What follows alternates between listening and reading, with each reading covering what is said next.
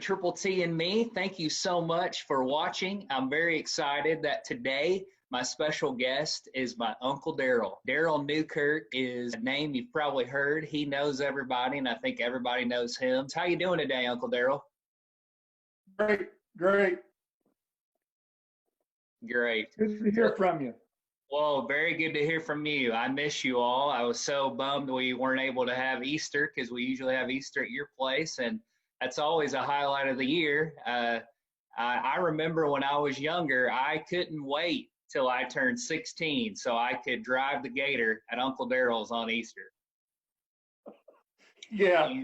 And we weren't able to have that this year, but hopefully we'll get back to normal here soon. This has been a really interesting time. Have you ever seen anything like this in your lifetime? No. If it happened when I was young and wasn't paying attention. But I don't think in my lifetime we've seen anything quite like this. This thing has really set a lot of people back. It's difficult, but you just have to face it and do what you're asked to do and try to stay safe as much as you can and live your life. You've got to try to follow what they tell you to do. I've got my little mask, and if I go to the Walmart, I wear my mask. It's hard for me, as you know how I am. It's hard for me to see a good friend or a friend and not shake a hand, fist bump, hit them on the shoulder, put an arm around them. That's hard on me, and yet I think it's hard on them too, because they know when they see me what's coming, And it's been different. If you would have asked me before this happened what it would be like to be pinned up with each other all this time and not physically harm one another. But it hasn't been that way. I mean, we've just sort of I think we've just sort of in our minds decided that, many times you have to face these situations positively, and you can't just quit. You got to go on. You got to keep trying.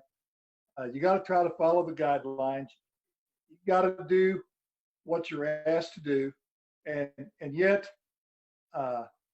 stay calm. Don't let it get to you. My escape is to get outside.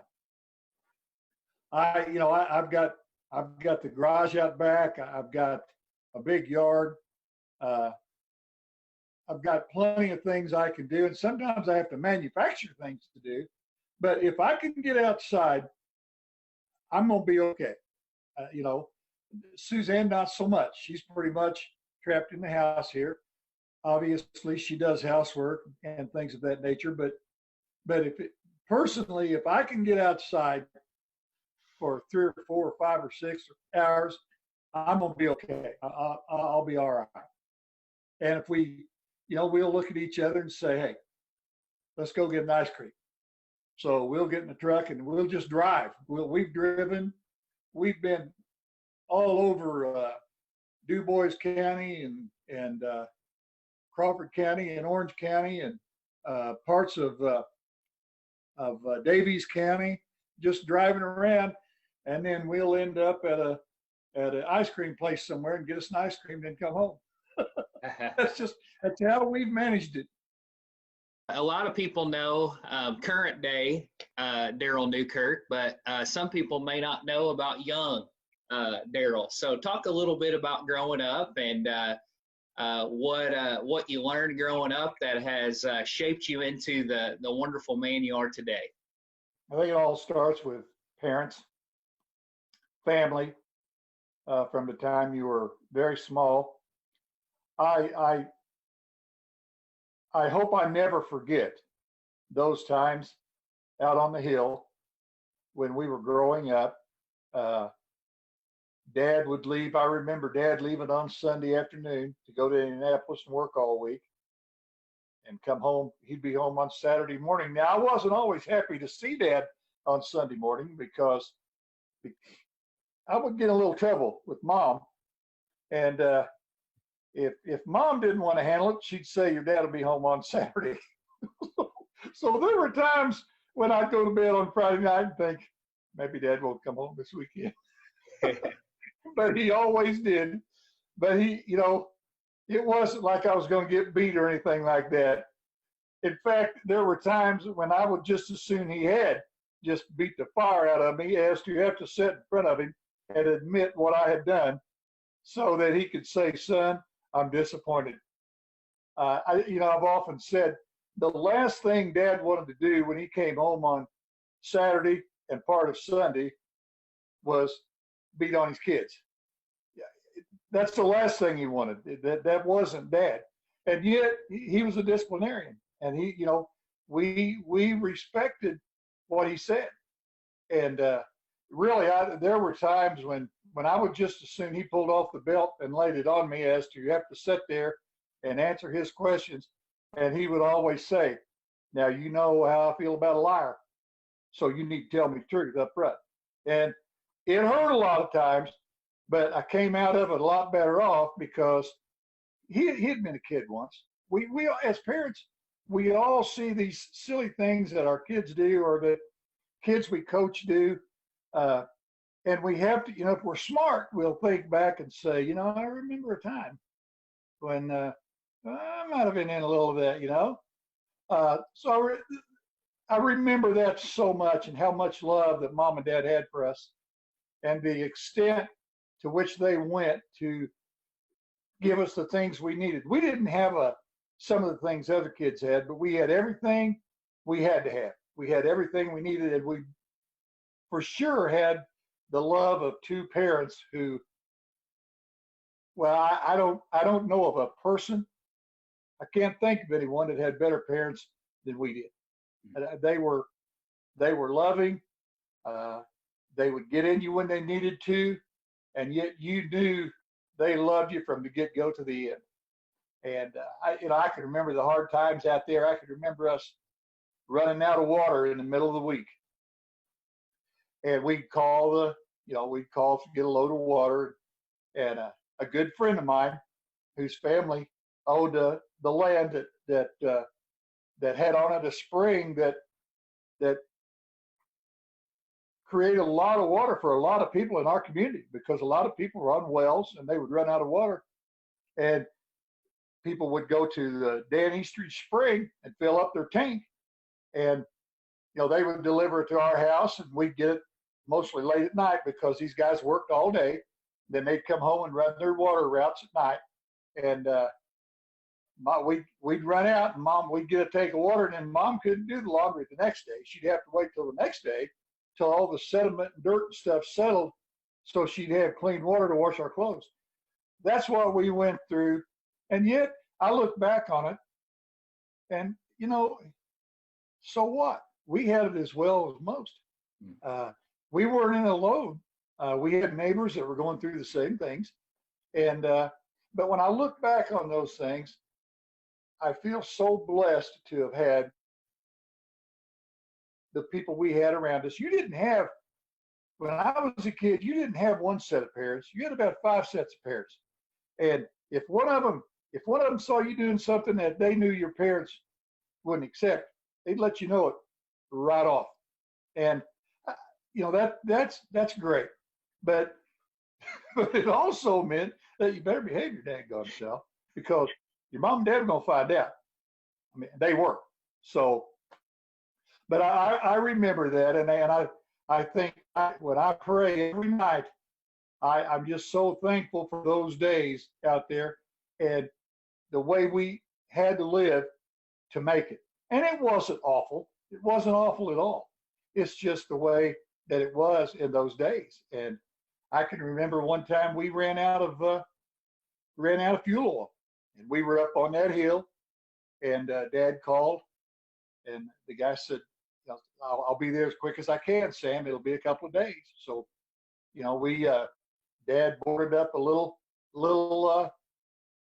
dining room and had pieces of plywood on both openings, and we lived in there in the cold times with an LP gas heater, And then I remember when he finally got there, he couldn't get up our hill, and he and Dad and I carried that fuel oil from, probably 50 or 60 yards up a hill to get it in the tank where we could, survive long enough for him to be able to get up the hill, fill our tank. And those things seem like uh, difficult, but when I look back on it, it was great because it made you realize what you had, you know. Uh, Again, out there on that old hill, I could remember Dad being in that cellar, his fingertips nearly frozen, trying to work on that pump when the water would freeze and we couldn't get water in the house.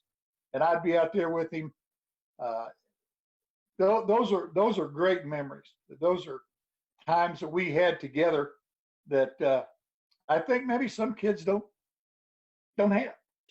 I think I wish all kids could have had the opportunities that I had to go through those times and come out of it thinking, hey, this is all right. Absolutely. So, with being the oldest of 6 kids, what extra responsibilities did that come with? I can remember Mom and Dad, we were going to go to church. And I can remember Wednesday night, we had prayer meeting. We had church on Sunday. We had prayer meeting on Wednesday. And in the summertime, when there was nothing going on, particularly, we're going to be in church. And on Wednesday night, though, we would too, except when I was in track season or basketball season, that was never an issue. I could go to practice. I could do those things, that Mom and Dad understood that was something I wanted to do, and they gave into that. And you have to have a little leeway here and there, as parents. Evelyn and I were a little over a year apart, and then Linda and Novi came in there a few years later, and then boom, a few years later, here come Reed and Steve. And Mom, like I said, was there a lot with us by herself, and she did a great job. She worked awful hard with us. But even during basketball season and through that time when Steve and Rita were so little, Evelyn and I had the responsibility of taking care of them. At nighttime after supper, after I got home from practice, even, it was my job. Evelyn had already taken care of Rita. It was my job to give him a bath, to get his pajamas on him, get him fed, and get him to bed. That was Evelyn and I. That was our job, to take care of Rita and Steve. And of course, all the other things that come with being older brothers and sisters, That's great. What led you, Uncle Darrell, to go into teaching and coaching? I know that you had a wonderful career at Paoli, which is why I wanted to make my background the Ram there, which it's hard for a Crawford County boy to do. But I know you came from Crawford County too, so you had to convert. Yeah, just talk about what led you to go into the career that you chose. Well, I didn't really choose it, Tyler. It just sort of fell. Well, I won't say fell in my lap. I think I was forced into it, sort of. I went through my high school years, as you probably can knowing me like you do. At that time, I was a pretty happy-go-lucky kid. I got up and went to school, did what I had to do, got by doing as little as I could do. I could have hit the books a whole lot harder, but I was too busy having fun and playing basketball and running around and being with my friends and all those things. But during my high school years, all the other kids were taking all the tests and everything to go to college. It never entered my mind. I never thought about college. I sort of grew up thinking that I would get out of high school, get a job, work, raise a family, die, and it's over, And that's sort of the way I looked at it. And when I graduated, that's exactly what I did. I went to work. My first real job, I drove a truck for Moser's Quarry down at Eckerty. A friend of mine got pulled some strings and helped me get a job down there. And I worked there for that summer and up into the fall. And I got a phone call from a friend of mine, said, "Hey, we're going to go to Alabama. We're going to go down and try out to play basketball." And I said, "You're crazy. I haven't tested basketball since we got beat in the sectional. There's no way." He said, "Yeah, we're going. We're going." So we did. We climbed in my '66 Ford Fairlane with one of my better friends and another acquaintance that we had, and we drove to Livingston, Alabama to try out for basketball. You can imagine, after having been out of high school, no training, no running, no nothing, going down there, and he made us play 3-on-3, 10 games to 10 baskets. We did it twice on the first day we were there. I think it was Friday. He killed us. I mean, he killed us. We got up the next morning. We walked around campus that night because none of us could even lay down. We were so sore. So we got up the next morning. We did the same thing again, only we just played one time that day. And then we started home. Well, I couldn't wait to get back and go to work. The other two guys, they were in school at Oakland City at the time. I didn't go to college. I had decided not to go. And we got home, and I remember right before we got to our house, we met Mom and Dad going to town, and they asked how things had gone. And my friend's dad said, "Well, went real well." Said, "Darrell being the biggest, 6'3", 6'4", you know, they were sort of, they need some big kids, and they like Indiana players." Okay. So something struck Dad, and so he comes home that evening. And he said, "Well, I called that coach down there. Said, you're going to go down there." And I said, "No, I'm not going to Alabama." "Yeah, you are. You're going to go to college." I don't know what got into that. All of a sudden, he didn't push me to go to college when I graduated. There was no pressure there. I think he knew that I was a worker, that I was going to be okay. I would make it, and but he wouldn't relent. He wouldn't give in. And I remember getting up on Sunday morning, getting ready to go to church. I went to my closet, and the only thing in it was what I was going to wear to go to Alabama that day. Mom and Dad had made arrangements for someone to take care of the kids. They put me in that car, and we drove straight to Livingston, Alabama, went straight to the coach's house. Dad took me to the door. Coach came to the door, and he said, Dad said, "Here he is, Coach. He's a pretty good boy, but if he gives you any trouble, just thump him in the head." and that was it. And they left me in.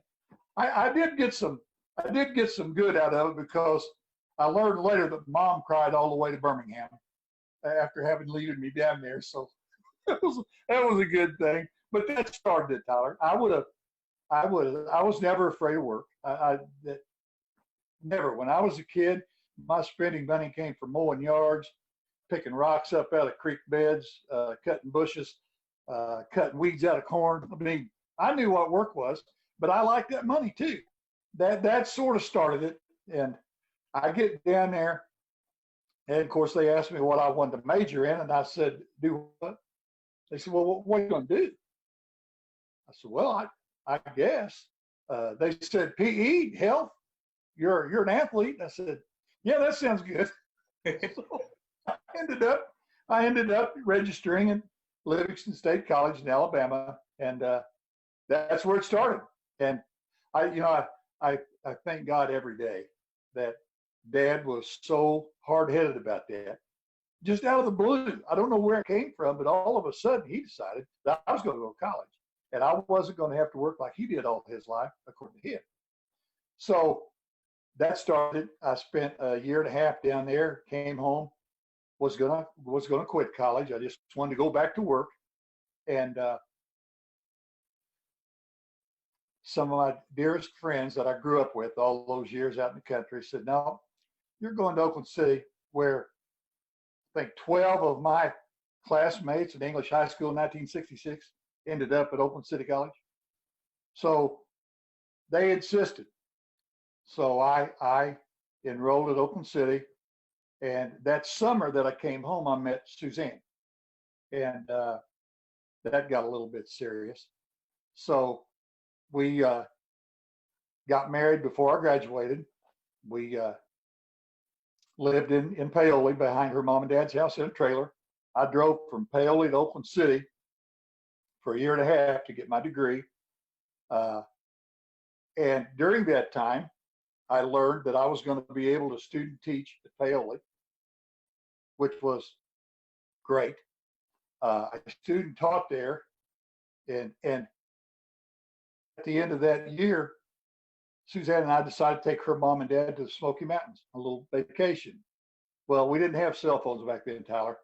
You were lucky if you could get a hold of someone on vacation, unless they called home. Now, think about that a minute. I mean, that was a different time. Right. So Suzanne called home one night, and her sister told her that the superintendent had called trying to get a hold of me, that they would like to talk to me about a job at Paoli High School. And obviously we were thrilled to death. I mean, we were shocked. And when Suzanne's mom found out that that had happened, we had to pack right then. We had to pack right then and get in the car and drive back to Indiana so I could go over there and see about teaching at Paoli. And, Tyler, when you think about it, it makes me wonder if there wasn't a plan there,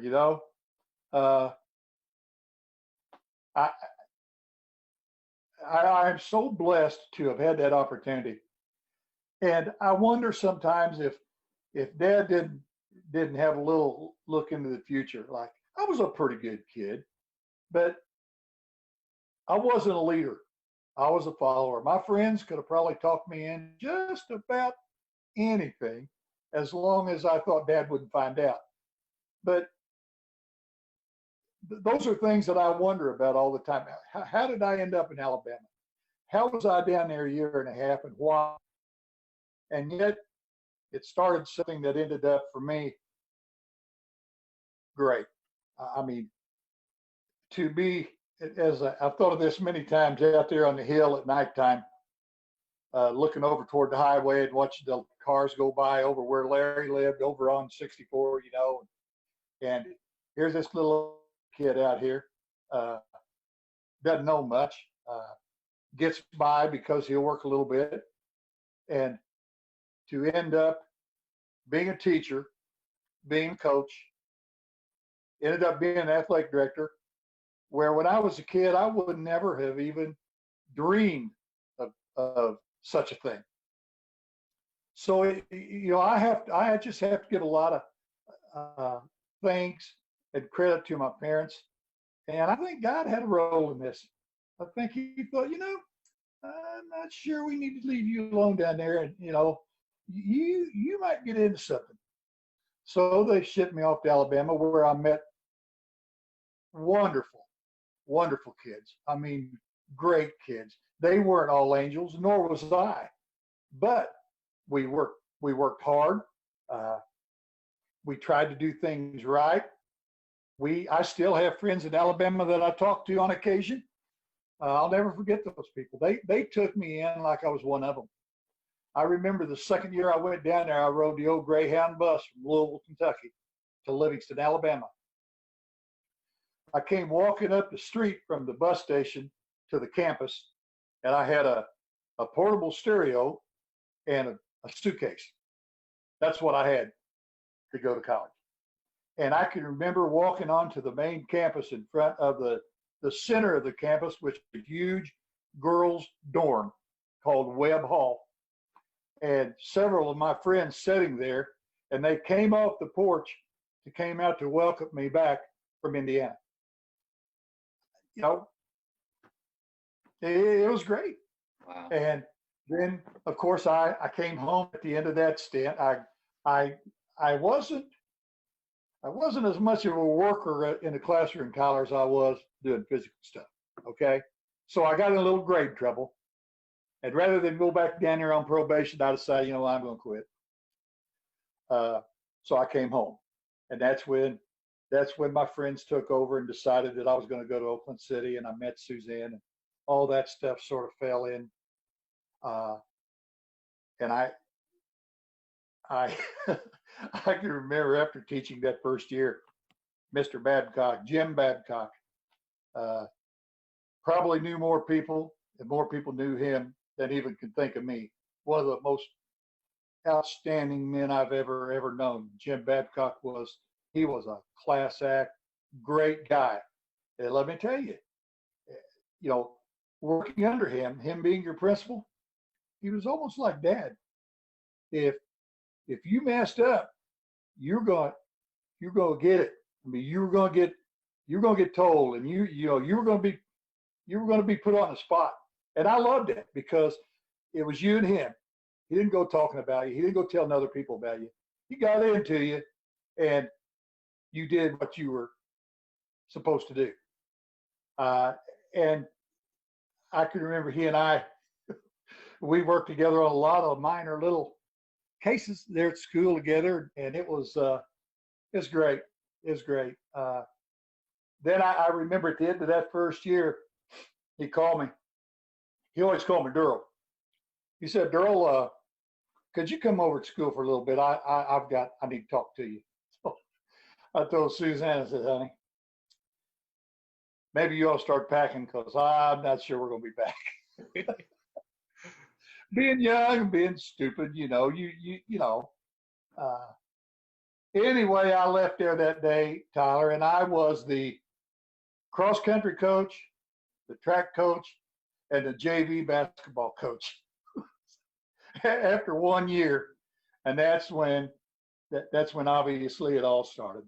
From that point on, there was a lot of learning, a lot of growing up, a lot of being responsible, a lot of trying to teach kids how to act, how to win, how to lose, how to compete, how to be a good person. You know, I coached some kids that struggled a little bit along those lines, but I wouldn't have it any other way. If I were going to do it again, I'd want every one of them because they had something there.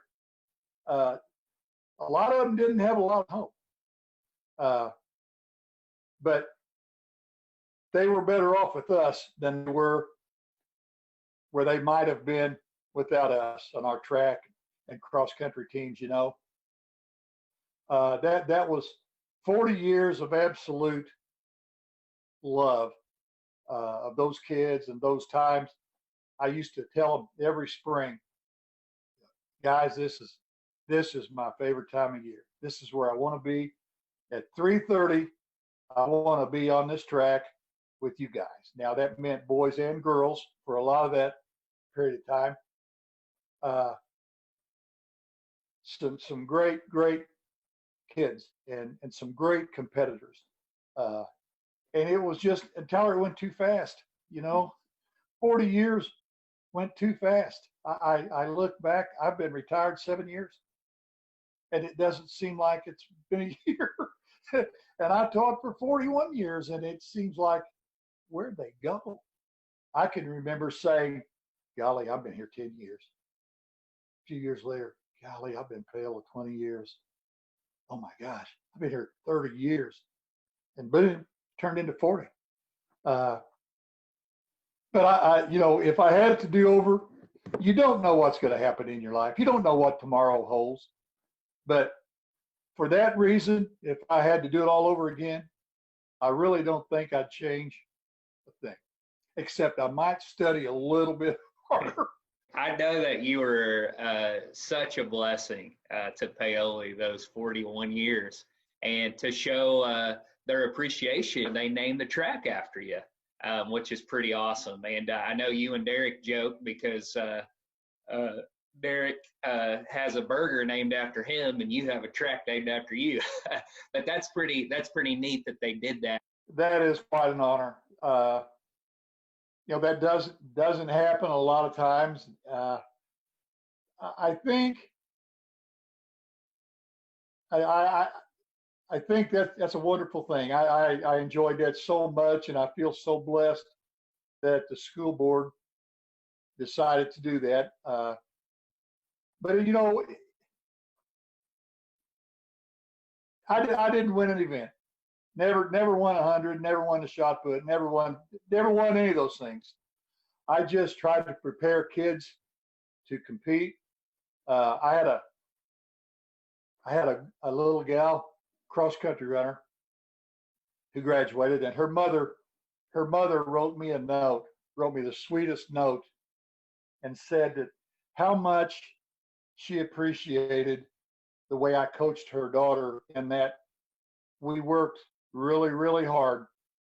But during the competition, that I didn't scream and yell and holler and all those things because it would have made her nervous. She was able to work really hard and then go and know that if she did her best, there were no negative things said. Now, did I plan it that way? I'm not that smart. That's just the way I was. That's just the way I was. I wanted our kids to work really, really hard to be as good as they could be, and then go out on the track and leave the track knowing that they laid it out there. All those strategies and all those things that I did as a coach certainly wasn't anything I laid awake at night studying how to do. That's just how I was. That's just how I did it. And I look back, and it was pretty good. It was pretty good. We won some conference titles. We took some kids to the state meet. We won some sectionals, individually sectionals. Uh, and those are things to be proud of. So I guess all those years of just being there every year for our track kids and our cross country kids when we didn't have a cross country coach. I gave up cross country anytime we would hire somebody that had any running in their background. I would I'd talk them into taking cross country. And of course, they'd do it a couple of years and leave, or do it a couple of years and then get out.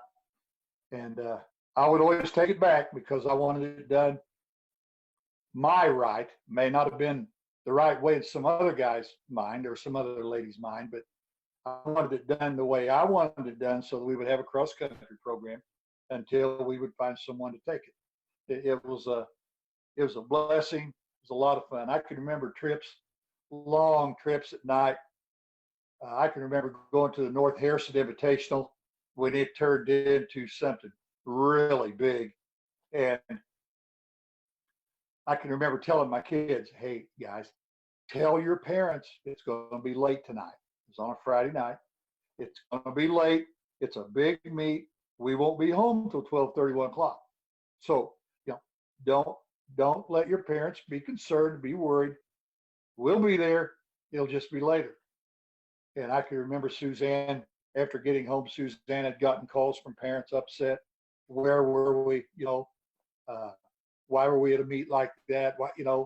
Uh, and yet, in my mind, we did it because it was 2 weeks before the conference. It was a time to let our kids see what real competition was, because we had the likes of Youngstown and Scottsburg and Salem and Austin, which was always a good track school. It let us see what was out there. And that, to me, prepared us then for our conference meet coming up in that next few days. So that's why we did it. But I can remember those late, cold, rainy, nasty nights. The North Harrison Invitational, in the years I coached, was probably postponed 3 or 4 times and canceled a couple. Seemed like that week was always a terrible, terrible week for weather. But we, I just felt like it was to our kids' benefit to get to compete against those better kids, and that's what we did. Well, Uncle Darrell, what's been the most rewarding thing about being a father and a grandfather? Oh my, I don't know if I can even talk about that Mm, after having this, this other conversation. It's sort of, it, it's so, it's almost scary to talk about. Tyler, you have friends who lose children or lose a family member. Uh, I am so fortunate to have raised two kids, both going to education. Uh, Four grandkids that just light up your life. I mean, it's Garrett. He's a sophomore at IU. I hope be a junior. I don't know how this is going to pan out. This pandemic. Maggie will be a senior in high school. Max will be a sophomore in high school, and Libby will go to junior high, 7th grade this year. Uh, all gifted in one way or another. Uh, you almost have to pinch yourself uh, when you think of those good things in your life and how you've been blessed with those things. Uh, it's obviously it's the greatest thing in life, other than God in your life and try to live that kind of life and try to do things right. Uh, but you don't always. There are times when I discipline my kids, and maybe a way I shouldn't have. Uh, but that's like coaching. That's trial and error. You got right. to do what you think's best, and just pray and hope that you did the right thing, and it'll pay off. It'll pay off. That's right. Well, Uncle Darrell, a phrase that I've picked up from you, and I even used this in my graduation speech when I graduated college, is I've been to 5 county fairs and a goat rope, but I've never seen anything like that. I got that from you. Absolutely. If you're out and around very much, that thought comes to your mind. You look at something and you say, "Holy cow!" And then it comes. It's just sort of a redneck country phrase to express yourself the way we country people do many times. And uh, city people or some people look at you and go, "What an idiot!" But that's okay. That's all right. You know, uh, I saw things uh, on the track. I saw things in my bus driving to track meets and home from track meets, and you know, it just it's just life. Those crazy things happen, and if you're paying attention, it happens right in front of you sometimes, and you sort of grin and think to yourself, "Good grief, I ain't never seen nothing like that." I have a lot of those. Dad used to say things like that. I would say, I wish I had this, and Dad would say, well, you can wish in this hand, and you can do something else in this hand, and see which gets full the quickest. Now, that's sort of crude and rude, but you know what? It's the truth. You can wish all you want to. If you're not willing to go out, Dad used to say, if you want something bad enough, you'll figure out a way to get it done. And that's true. I could go to the track and I was a kid for 41 years. It's like I was going to play with my kids, my friends, for 41 years, and it was a blessing. It was a lot of fun. That's great. I like I said before, if I had it to live over, I don't think I would change one thing other than I might try a little harder in classroom. Well, in closing, Uncle Darrell, I can't go without asking you to tell the story about Ol Snook. Can you tell that story? Ol Snook. Well, it's a great story. It's one of those things that happens in life. It's one of those things that sort of takes you back. As you know, uh, Suzanne and I got married and we moved to Paoli. I was fortunate enough to get a job here at Paoli, and yet I was close enough to home to go visit mom and dad a lot. And I would, every spring, I would tell Mr. Babcock, I'm going to take off such and such day. I'm going to go down and help dad put out his garden. Well, you know what that looked like. That was like sowing a daggone field to put out his garden. And it took us early in the morning to late in the evening to get it done, if we did it in a day. And Dad, back then, living out in the country like they did, they were getting animals dropped off all the time. At one time, this little dog ends up in the front yard, and he's a little black and white little mix of some sort. And for some reason, Dad took the idea that he was going to keep that dog. He liked that dog. He's going to keep him. So Mom comes out and she said, "Now, Sam, you're going to have to do something with that dog because you're going to have him all over the place." And Dad said, "Mom, I'm going to keep that dog. I'm going to name him Snook, and me and him are going to grow old together." Mom goes, "Well, he'll grow old with you because I don't want anything to do with it. He's yours." So it happened. The years go by.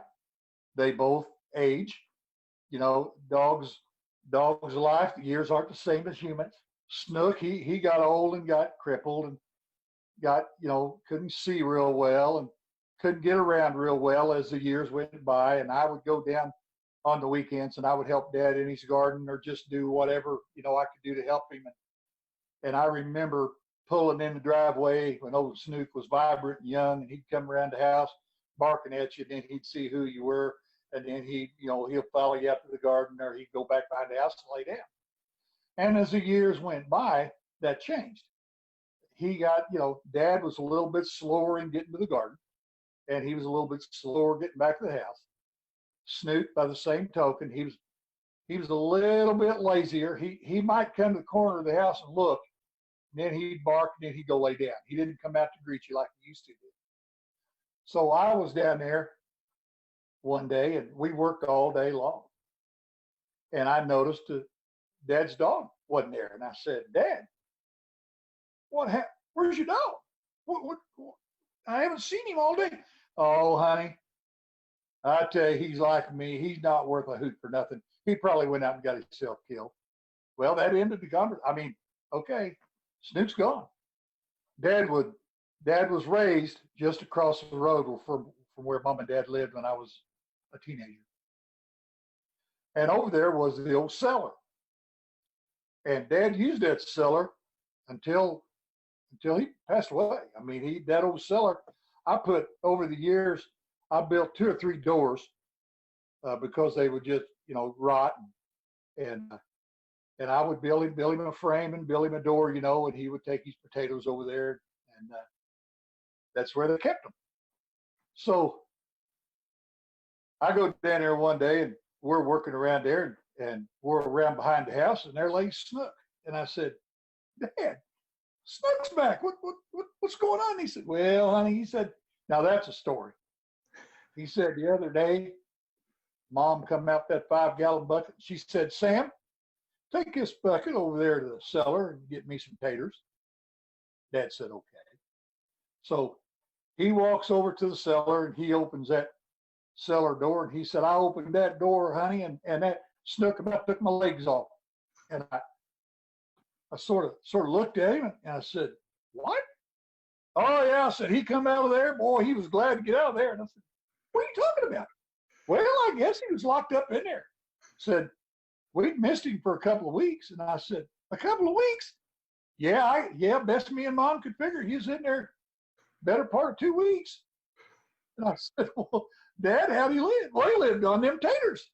Of course, he had lived on the moisture in those potatoes. And Dad, he sort of chuckled as he's telling this story, and he said, "But I'll tell you what, son, he's smarter than I am. He won't go back over to that cellar."